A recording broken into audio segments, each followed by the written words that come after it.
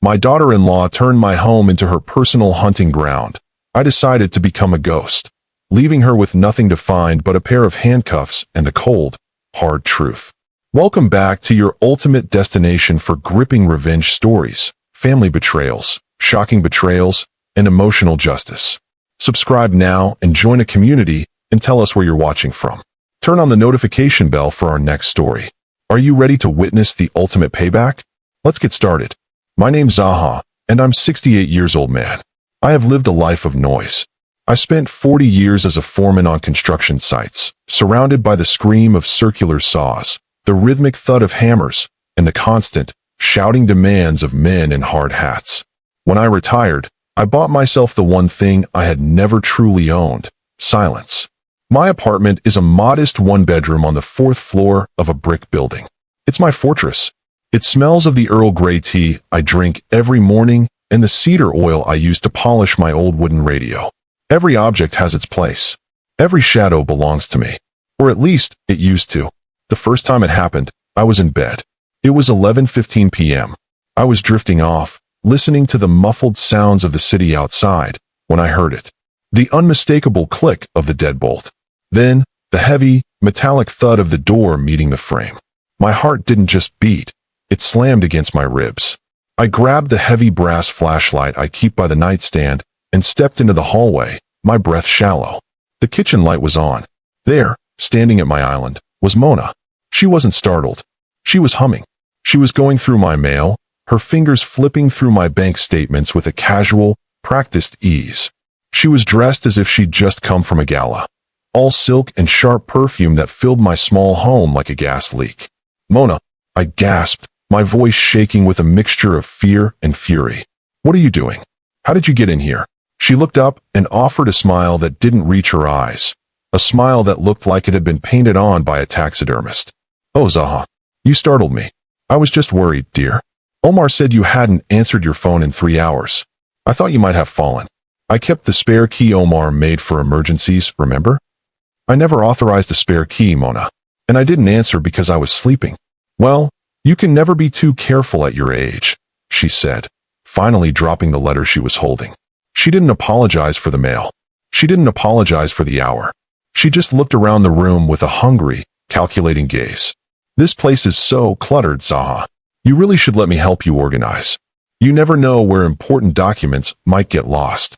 Before I tell you about the emergency that happened 3 nights later, a night that proved Mona wasn't looking for my health, but for my life savings, I want to ask you something. Have you ever had a family member who treated your boundaries like a suggestion? Have you ever felt like a guest in your own home because of someone else's entitlement? Let me know in the comments. We need to talk about this spare key syndrome. I changed the locks the next day. I didn't tell Omar. I didn't tell her. I spent $200 on a heavy-duty Medico bolt, thinking that would be the end of it. But Mona is a woman who sees a no as a challenge. A week later, I came home from a walk in the park to find my front door slightly ajar. My stomach dropped. I entered quietly, my old construction worker instincts taking over. I heard a scraping sound coming from the bedroom. I stood in the doorway. Mona was on her knees, her expensive dress dragging on the floor, her hands reaching under my bed. She was pulling out the small, fireproof box where I keep my late wife's jewelry and my father's gold watch. "Looking for a dust bunny?" I asked, my voice cold as a winter morning. She jumped, let out a small shriek, and scrambled to her feet. She wasn't embarrassed. She was angry. "ZAHA, you changed the locks.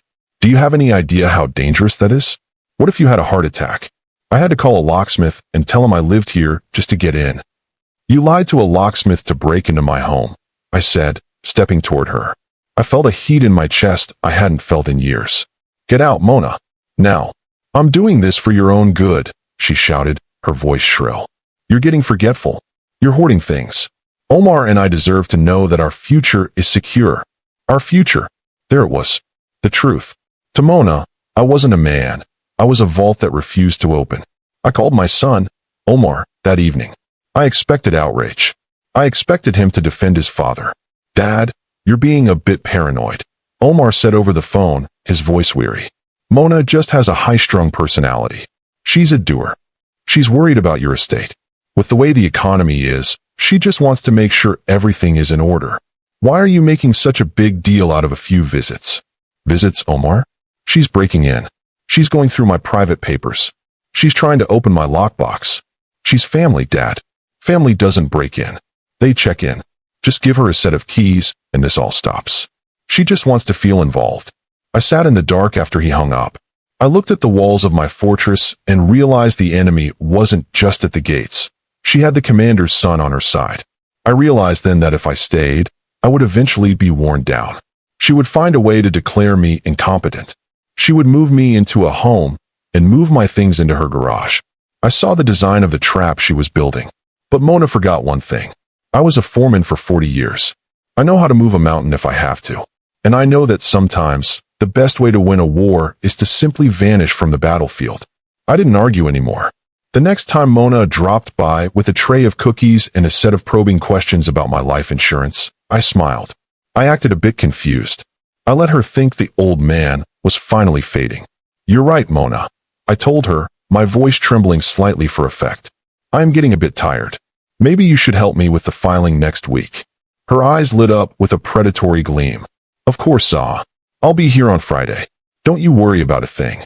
But as I watched her walk out the door, I felt a surge of adrenaline. Because Friday was the day I was scheduled to become a ghost. The decision to leave wasn't born out of cowardice. It was born out of a cold, architectural necessity.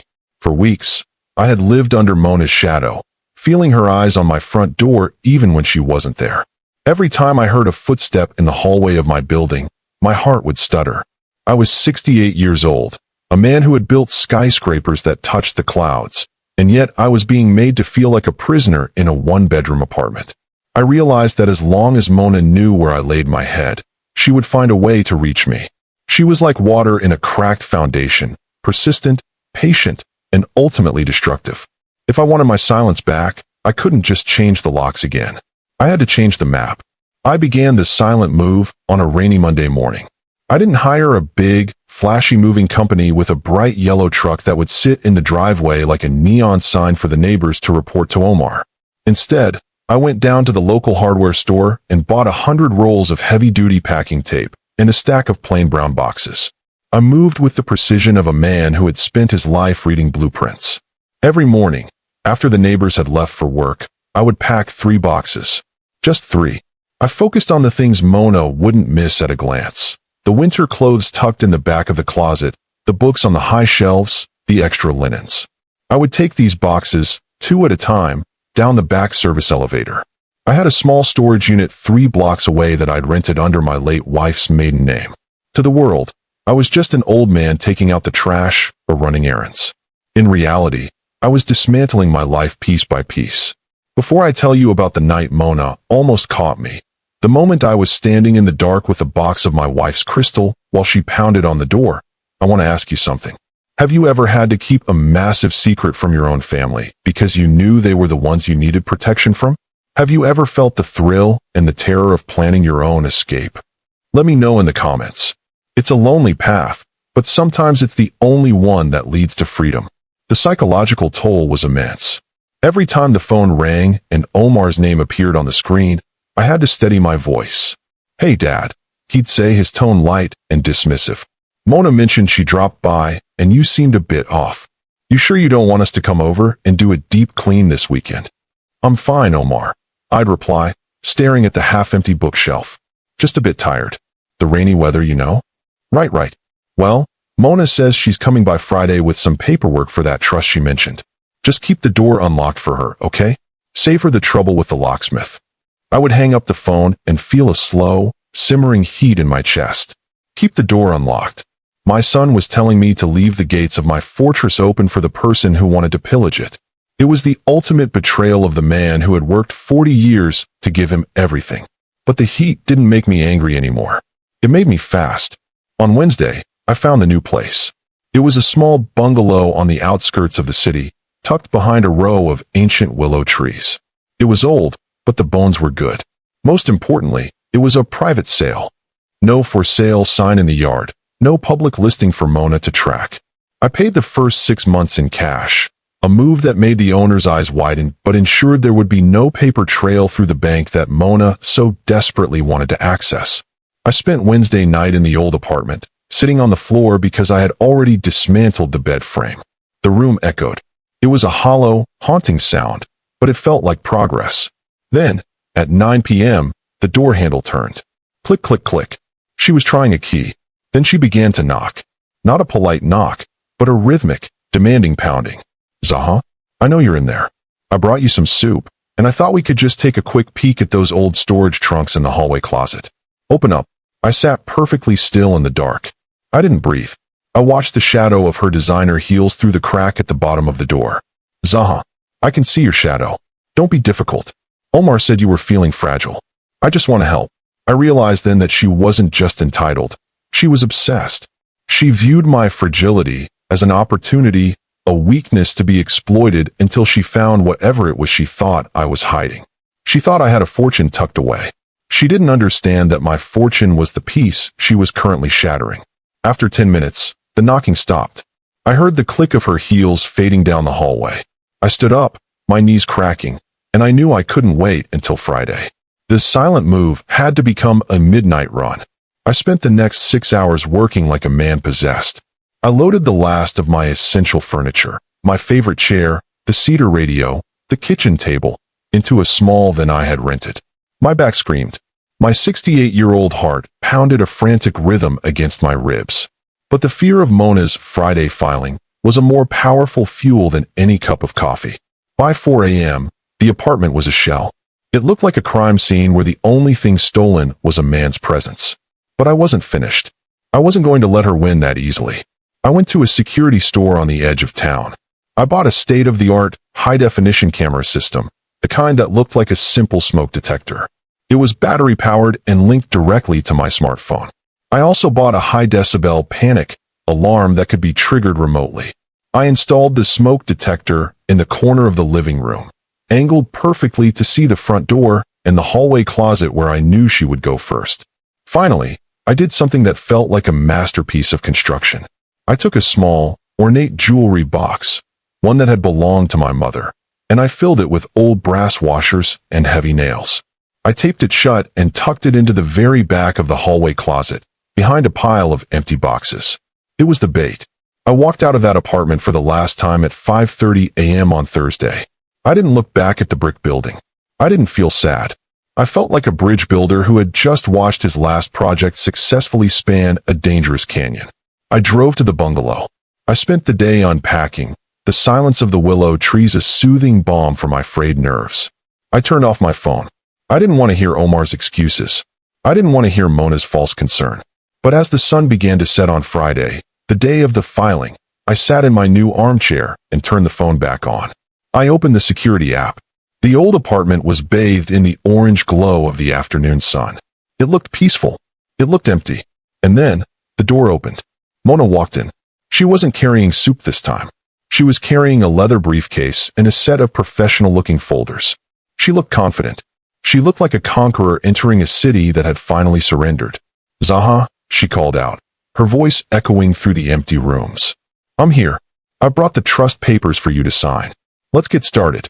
She walked into the living room. I watched her on my screen, her image sharp and clear. She stopped. She looked at the empty space where my chair had been. She looked at the bare walls. The confusion on her face was a sight I will never forget. She spun in a circle, her heels clicking frantically on the bare wood. "ZAHA, where are you? This isn't funny." She ran to the bedroom. Empty. She ran to the kitchen. Empty. Then, she did exactly what I knew she would do. She ran to the hallway closet. I watched as she tore through the empty boxes, her silk blouse getting stained with dust, her perfectly manicured hair becoming disheveled. She was frantic now. She wasn't a doer anymore. She was a looter who had found an empty vault. And then, she found it. The ornate box at the back of the closet. I saw her eyes widen. A look of pure, ugly triumph crossed her face. She grabbed the box, her fingers fumbling with the tape. She didn't wait to see if I was in the building. She didn't call Omar. She just sat on the floor of the empty closet and began to tear at the lid. I watched her through the camera for a few seconds more. I watched the greed contort her features. I watched the woman who had made my life a misery for a year finally reach for what she thought was the ultimate prize. And then, I took my finger and I swiped the icon on my screen that said, Trigger alarm. The sound was deafening. Even through the tiny speakers of my phone, the 120 decibel shriek of the panic alarm made me flinch. In the small, empty apartment, it must have felt like a physical blow. Mona jumped, dropping the box. The brass washers and heavy nails spilled out across the floor with a metallic clatter. She scrambled backward, her hands over her ears, her mouth open in a silent scream of terror. I didn't stop there. I hit the button for the local police department, a direct link I had set up with the security company. "I'm reporting a burglary in progress," I told the dispatcher, my voice calm and steady. "I'm watching it on my security feed right now. A woman has broken into my apartment and is currently rifling through my belongings. She's in the hallway closet. Please hurry." I watched the screen as the blue and red lights began to flash against the windows of the apartment 3 blocks away. Mona was still in the closet, trapped by the noise and her own panic. She was trying to scoop up the washers, thinking they were coins, thinking there was still something to save. Then, the front door was kicked open. "Police. Hands where we can see them." Mona spun around, her face a mask of utter horror. She was caught in the middle of a bare apartment, surrounded by spilled hardware and a locked box she had forced open. I watched as the officers moved in. I watched as they forced her to the floor. I watched as the handcuffs, those cold, silver circles of accountability, were clicked around her wrists. "I'm family," she was screaming, though I couldn't hear the words, only the jagged movement of her mouth. "I have a key. My husband said I could be here." One of the officers picked up the ornate box. He looked at the washers. He looked at the empty apartment. He shook his head and led her out of the room. I closed the app.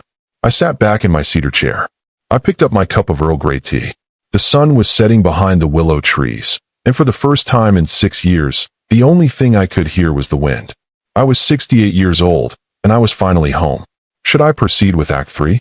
The silence of my new bungalow was a stark contrast to the chaos I knew was unfolding across town. I sat in my armchair, the one with the worn velvet that smelled of home, and watched the shadows of the willow trees lengthen across the floor. For the first time in months, my heart wasn't racing. The construction foreman in me was satisfied. The structure was sound, the perimeter was secure, and the unauthorized personnel had been removed from the site. My phone, sitting on the small wooden side table, began to vibrate. It didn't just ring. It seemed to dance with a frantic, desperate energy. "Omar." I let it vibrate until it stopped. Then it started again, and again. On the 4th attempt, I picked it up. I didn't say hello. I simply waited. "Dad. Dad, pick up." Omar's voice was a jagged mess of panic and disbelief. "Where are you?" "I'm at your apartment, and the door is wide open, and the police." "Dad, the police have Mona. They're taking her to the precinct in handcuffs." "What did you do?" "I didn't do anything, Omar," I said, my voice as calm as a still lake. "I simply went for a walk. I'm at my new home. I told you that Mona shouldn't be breaking into my apartment." It seems the police agreed with me. "New home? What are you talking about?" "Dad, tell the police it's a mistake. Tell them she's your daughter-in-law. She's hysterical. She's screaming about a box of washers and a trap. Dad, if you don't call them right now, they're going to book her for felony breaking and entering." "She did break and enter, Omar. She used a key I didn't give her to enter a home I told her to stay away from. She was caught on camera opening a locked box that didn't belong to her. That is the definition of the crime. Dad, please. Think about the family. Think about how this looks." "I am thinking about the family, Omar," I said, feeling a cold, hard clarity. "I'm thinking about a father who worked 40 years to earn a quiet retirement, and a son who allowed his wife to hunt that father like an animal. You didn't protect my quiet peace, so I had to protect it myself. Before I tell you about the visit Omar made to my new home 3 days later, and the way he tried to use my late wife's memory to guilt me into dropping the charges, I want to ask you something. Have you ever reached a point where family wasn't enough of an excuse for abuse? Have you ever had to choose between your own sanity and the reputation of a relative who didn't respect you? Let me know in the comments. Where do you draw the line? The next 72 hours were a whirlwind of legal filings and ignored messages. I hired a lawyer, a sharp, no-nonsense woman named Sarah who specialized in elder abuse and property rights. "You did the right thing, ZAHA," she told me as we sat in my new sunroom. "Usually, these cases are hard to prove because it's he said, she said. But the video footage? The remote alarm? The fact that you moved out And she still entered? That proves intent. She wasn't checking on you. She was searching. Meanwhile, the family pressure cooker was at a boil. My sister called me, crying about forgiveness. My cousins sent emails about not making a scene. But I remained a ghost. I didn't answer. I spent my days in the garden, digging my fingers into the cool, damp earth, planting the flowers I had always wanted but never had the space for. On Monday afternoon, a car pulled into my new gravel driveway. It wasn't a taxi, it was Omar's sedan. He must have tracked my license plate or found the private sale records through a friend. He looked older than he had a week ago. His suit was wrinkled, and his eyes were bloodshot. He stood on my porch, looking at the willow trees, then at me. I was wearing my old work boots and a flannel shirt covered in garden soil. "So this is it?" he asked, gesturing to the bungalow. "You just vanished?" "I didn't vanish, Omar. I relocated. There's a difference. Mona is in a cell, Dad. She's been there for 3 days because the judge set a high bail, and I can't access our joint savings because she'd moved some things around. She's terrified. She's crying. She says you lured her there." "I didn't lure her anywhere," I said, leaning against the porch railing. "I told her I would be there on Friday. I simply wasn't.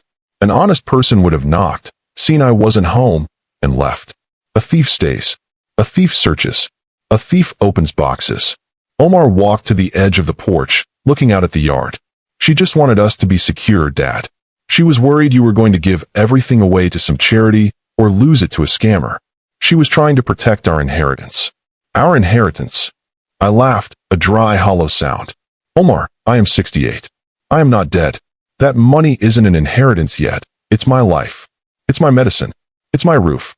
And the only scammer I was worried about was the woman who was standing in my kitchen at midnight. Dad, if you don't drop the charges, she'll have a criminal record. She'll lose her job at the real estate firm. Our lives will be ruined." "Then she should have thought about that before she called a locksmith to break into a private residence," I said. "I am not the one who put the handcuffs on her, Omar. Her own greed did that." Omar turned to me, his face contorting with a desperate, ugly kind of manipulation. "What would Mom say? You know how she was. She was all about family. She'd be heartbroken to see you doing this to your own daughter-in-law. She loved Mona." The mention of my wife felt like a physical blow to the stomach. I felt the heat rise in my neck. "Don't you dare," I whispered, my voice vibrating with a sudden, dangerous power.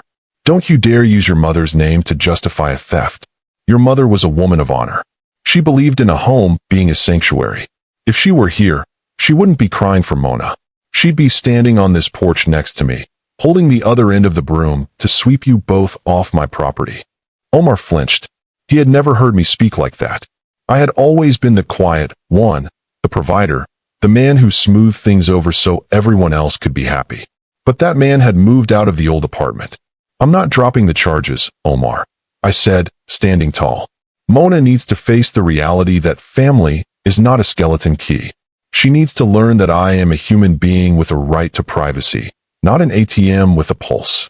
"You're being a monster, Dad." Omar spat, his face red with a combination of shame and anger. "You're choosing a house and some silence over your own son." "No, Omar," I said as I walked back toward the door. "I'm choosing myself. For 40 years, I chose you. I chose your education, your house, your happiness. I worked in the rain and the cold so you could have the life you wanted. But I am 68 years old, and for the few years I have left, I am choosing ZAHA. And if you can't respect that, then you don't belong in my new home." I closed the door. I didn't lock it with a frantic click. I just shut it firmly. I watched through the window as Omar stood on the porch for a long time, his shoulders slumped. He eventually walked back to his car and drove away, the gravel crunching under his tires. The next few weeks were a testament to the power of consequences. Mona eventually took a plea deal, probation, community service, and a permanent restraining order. She didn't lose her job, but she was demoted. The real estate expert was no longer trusted with keys to other people's homes. Omar and I didn't speak for months. The silence was heavy, but it was a clean silence. It wasn't the jagged, anxious silence of the old apartment. Then, one evening in late spring, my phone rang. "Omar." I picked up. "Dad," his voice was quiet. I'm sorry. I saw the footage again. The full hour of it. I saw her searching the apartment. I saw the look on her face when she found the box. You were right. It wasn't a check-in. I was blind, and I'm sorry I let her treat you like that. Thank you, Omar, I said, a small weight lifting from my chest. Apology accepted. Can I come over? Just me? I want to see the garden. Mona is staying with her mother for a while. We're in counseling. I'd like that, Omar. Come on Sunday. But leave the paperwork at home. As I hung up, I looked out at my garden. The willow trees were in full leaf now, their long branches swaying in the breeze like a protective curtain. The flowers I had planted were beginning to bloom, bright splashes of color against the green. My name is ZAHA. I'm 68 years old, and I've learned that the most important structure a man can ever build isn't a skyscraper. It's the boundary that protects his own heart. The old apartment is gone. The quiet peace is no longer a dream. It's the air I breathe. And as I sit on my porch, listening to the birds and the wind, I know that I am finally, truly, the master of my own sight. The alarm is off. The gates are closed. And the silence is beautiful. I hope this story of boundaries and self-respect resonates with your audience. Would you like me to create a summary of the emotional themes or a set of community engagement questions for the video comments? The peace I had constructed in my new bungalow was not merely a matter of distance. It was a matter of digital sovereignty. I had spent 40 years managing construction sites where every bolt and beam was accounted for, and I applied that same rigor to my disappearance. For the first 2 weeks of my new life, I lived in a state of hypervigilance, my phone resting on the arm of my chair like a coiled snake. I knew the police incident was only the opening act. Mona was a woman of high social standing in her circles, a real estate agent who traded on her reputation of being the perfect family woman. The humiliation of being let out of my old apartment in handcuffs, her silk blouse stained with the dust of my hallway closet, would not be something she would accept quietly. The recording from the security camera sat on my laptop, a digital witness to her greed. I watched it once more before the legal battle truly began. On the screen, I saw her face go from the smug confidence of a hunter to the jagged, primal terror of the hunted when the 120 decibel alarm finally tore through the silence of the empty room. She had dropped the box of brass washers, and for a second, the camera captured her eyes, wide, empty, and frantic. She wasn't looking for me. She was looking for an exit. Before I tell you about this settlement meeting, where Mona tried to convince the district attorney that I was an abusive father-in-law who had trapped her, a move that almost cost me my freedom, I want to ask you a question. When someone you love uses the law to try and bury you, how far are you willing to go to protect yourself? Do you keep the family secret, or do you set the truth on fire? Let me know in the comments. This was the moment I realized I wasn't just defending my apartment, I was defending my name. The legal storm broke on a Tuesday morning. My lawyer, Sarah, called me with a voice that sounded like a sharpened blade. ZAHA, they're pushing back, she said. Mona's attorney is filing a countersuit. They're claiming intentional infliction of emotional distress and entrapment. They're telling the DA that you've been showing signs of dementia and that you lured her there to intentionally cause a psychological breakdown. They're trying to use your age against you to get the B&E charges dropped. The heat in my chest returned, that old foreman's fire. Dementia? I planned a tactical relocation in 48 hours, Sarah. I've never been more lucid. I know that, she said. But in a courtroom, a confused old man is a powerful narrative. They're hoping you'll drop the charges to avoid a competency hearing. Omar is listed as a witness for her. He signed an affidavit saying you've been acting erratic for months. That was the blow that almost brought me to my knees. My own son, the boy I had taught to ride a bike, the man whose first house I had helped frame with my own hands. He was siding with the woman who had broken into my life, all to save their reputation. What do we do? I asked, my voice trembling. We go to the preliminary hearing, Sarah said, and we bring the machine. The day of the hearing was cold.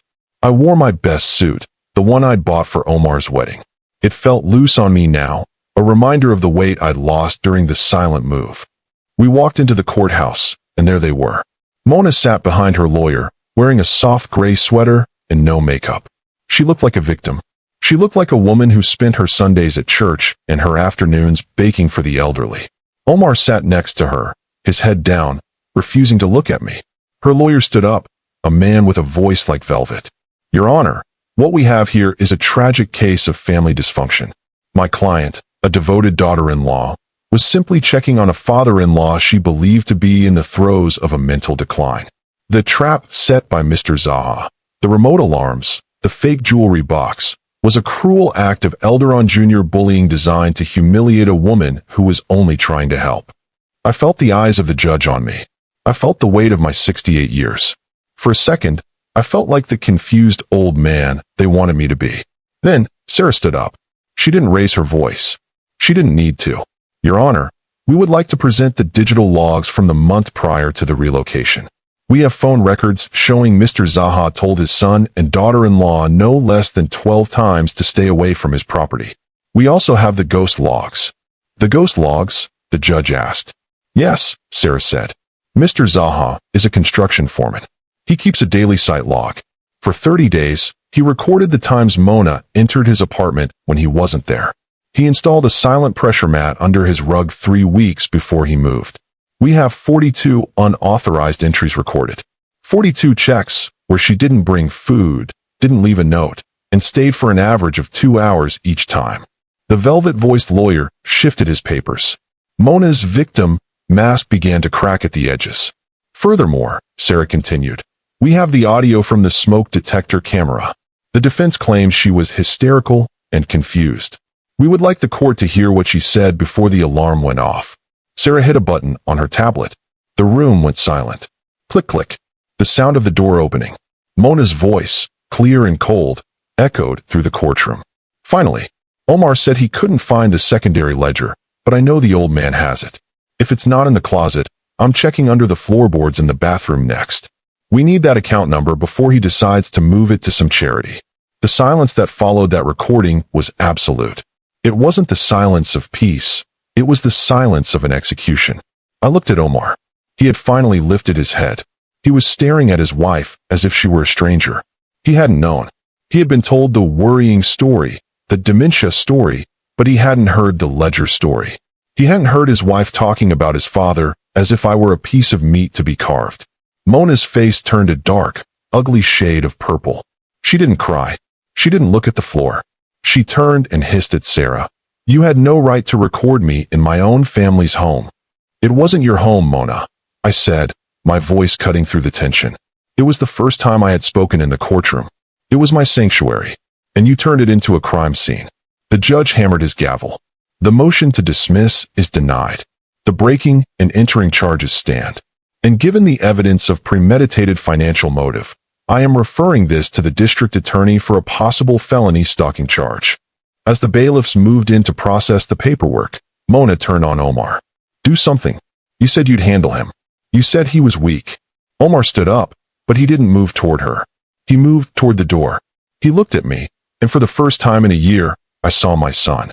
Not the man who was managed by his wife, but the boy who used to help me carry my toolbox. I can't handle the truth, Mona, he said, his voice thick. And neither can you. He walked out of the courtroom without looking back. The aftermath of that day was the true clearing of the site.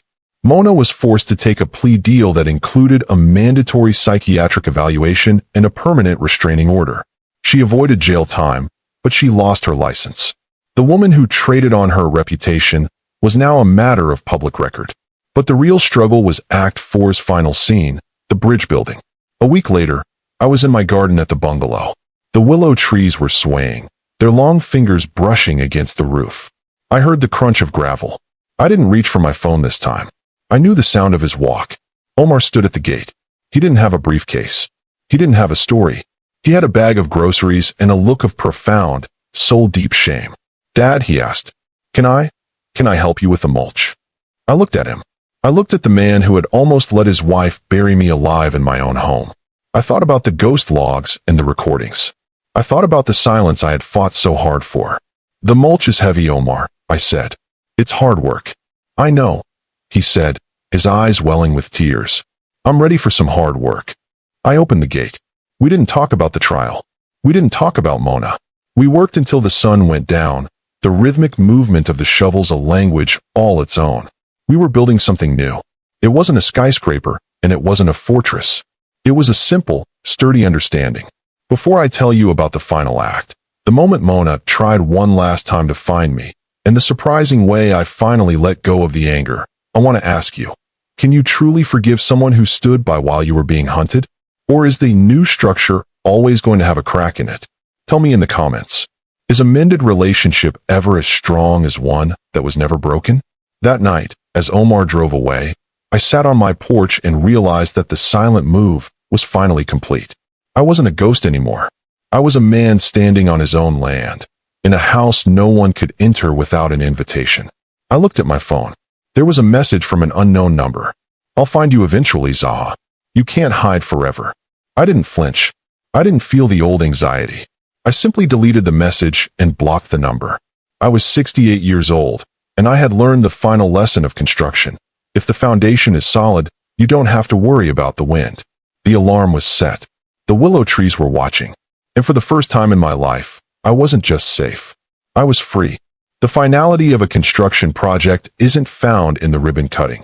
It's found in the moment the workers go home, the dust settles, and the structure stands on its own against the sky.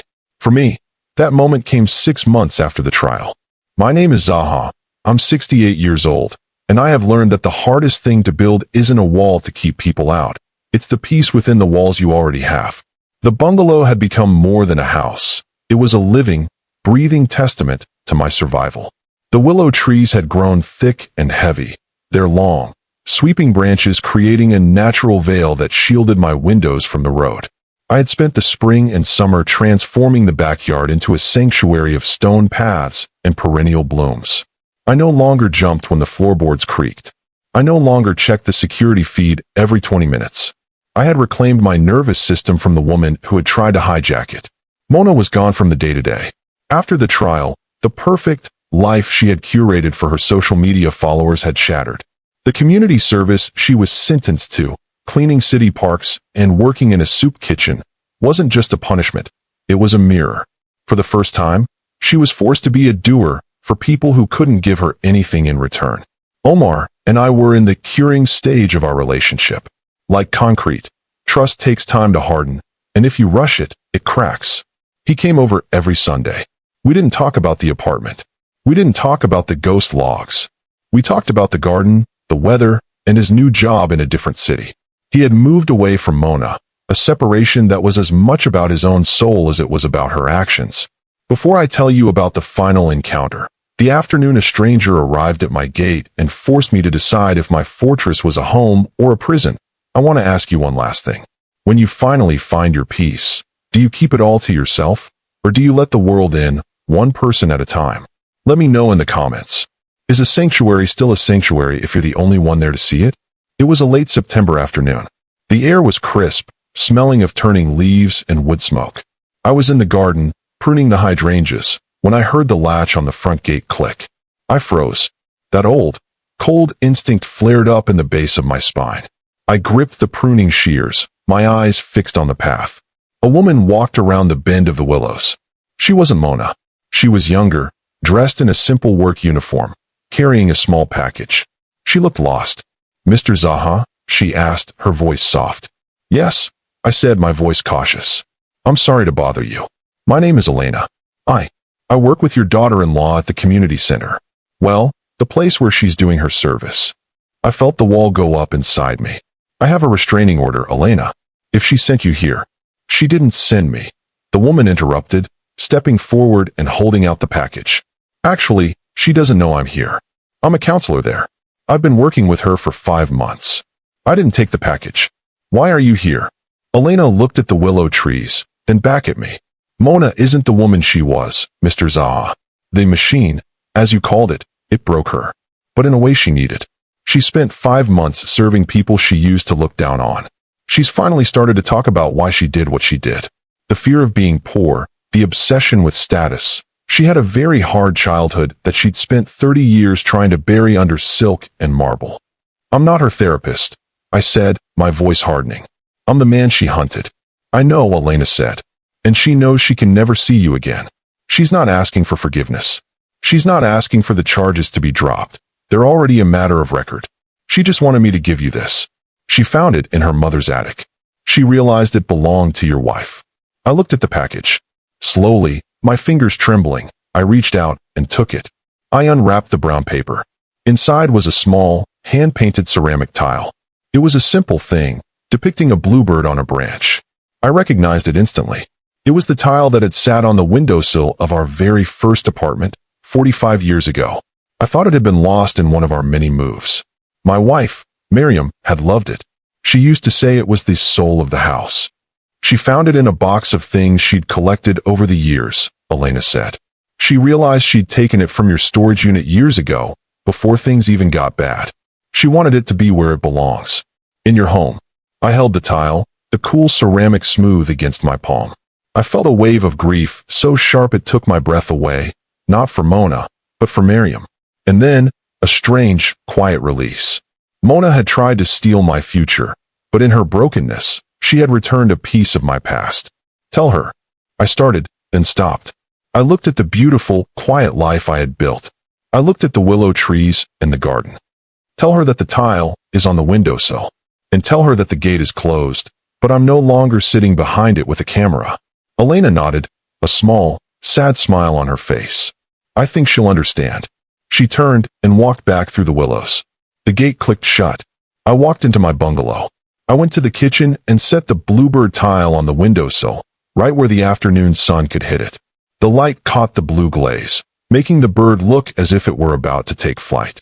That evening, Omar came over. We sat on the porch, watching the fireflies dance in the tall grass. I told him about the tile. I told him about Elena. Do you hate her, Dad? Omar asked, his voice a low whisper. I looked at the bluebird in the window. No, Omar. Hating someone requires you to keep them in your heart. I've let her go. She's just a person who made a series of terrible choices and is now living with the consequences. I'm not a foreman anymore. I don't have to fix her. Omar reached out and put his hand on my arm. You fixed me, though. You showed me what a man of honor looks like. You showed me that being family isn't an excuse for being a coward. We sat in the silence, the real silence. Not the silence of a trap or the silence of a ghost, but the silence of two men who finally understood the cost of a home. My name is ZAHA, and I am 68 years old. I live in a house tucked behind willow trees. My address is private, my bank account is secure, and my doors are locked. But I am not hiding. I am living. I have spent my life building things of steel and stone, but the greatest thing I ever built was this. A life where I can look at the sun setting through the trees and know that no one is coming to take it away from me. The silent move is over. The blueprints are put away. The construction is complete. And as the night settles in, I realize that the bluebird on the windowsill isn't just a memory. It's a promise. A promise that no matter how much someone tries to steal your peace, they can never take the part of you that knows how to find it again. I am ZAHA. I am home. And the silence is the most beautiful thing I have ever heard. I hope this final act provided the emotional closure and gut punch resonance you were looking for. If you enjoyed this journey, please let me know. Would you like to explore another title, or perhaps move on to a different project? Thank you so much for watching my story all the way to the end. Your support means everything. Don't forget to subscribe to my channel and drop a comment below. I'd love to hear your thoughts.